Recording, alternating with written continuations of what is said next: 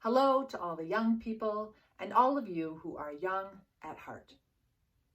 Kids ask some pretty great questions. Why is the sky blue? What's the biggest number in the universe? If you could have any superpower, what would it be? Is this story real? When can I hug Grandma again? Sometimes we answer with science or facts, sometimes with our imaginations or feelings. Sometimes we find our answers through experiences. And sometimes we just need to sit and wonder with these big questions together because nobody knows the answer. You know, adults ask a lot of questions too. Why did this happen?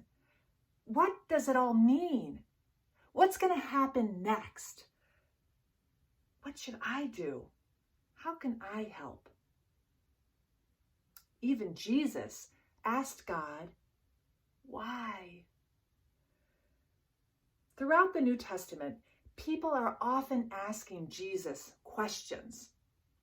Sometimes he just answers them, but usually he would answer with a story or a parable that actually might make the listeners wonder even more. Sometimes Jesus would also answer by showing up, by showing people through his actions how to help people, heal people, teach people, invite people in, hang out with people who others pushed aside or ignored. In our Bible story today, it's right after that very first Easter. And Jesus' disciples have a lot of questions. Some of them have gathered together in a room and locked the door to try to figure out the answers. They were wondering, what just happened?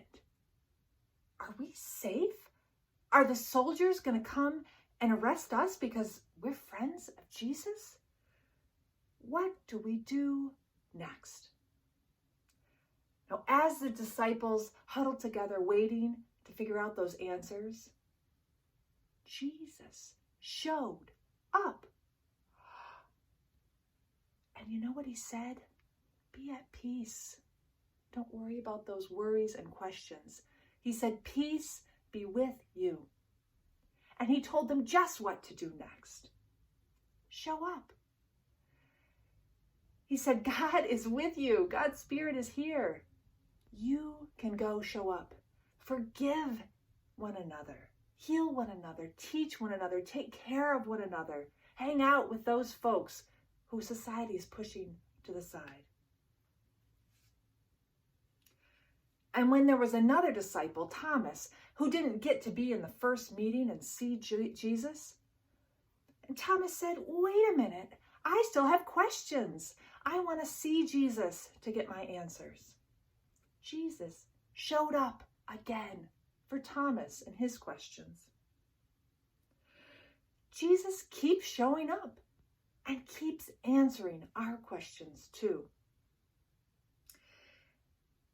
Jesus has answered us that God is big and is in the beauty of creation and nature and science. And God is with us when we feel alone or confused. And you know what? God has given us one of the best superpowers in the world. We already have it. It's right in our heart. It's love. God is in our hearts. We can do amazing things with that love. That love will tell us just what to do next. Just like Jesus, we need to show up. Show up for one another when we're scared or lonely. Show up for one another when someone is being treated unfairly and it needs to stop. Show up for one another by listening and believing and marching and voting and reimagining how to make the world a better place and making it happen. So that just like Jesus, We're changing the way things have always been done so that no one is left out or pushed to the side or pushed down. God's love is that big. It's pretty amazing. It's hard to even imagine. God's love is also right here inside of us, and it keeps showing up. Look for it in each other, and look for it right in your own heart. Let's share a prayer together. Dear God of big questions, thank you for being with us as we wonder about the world and our place in it.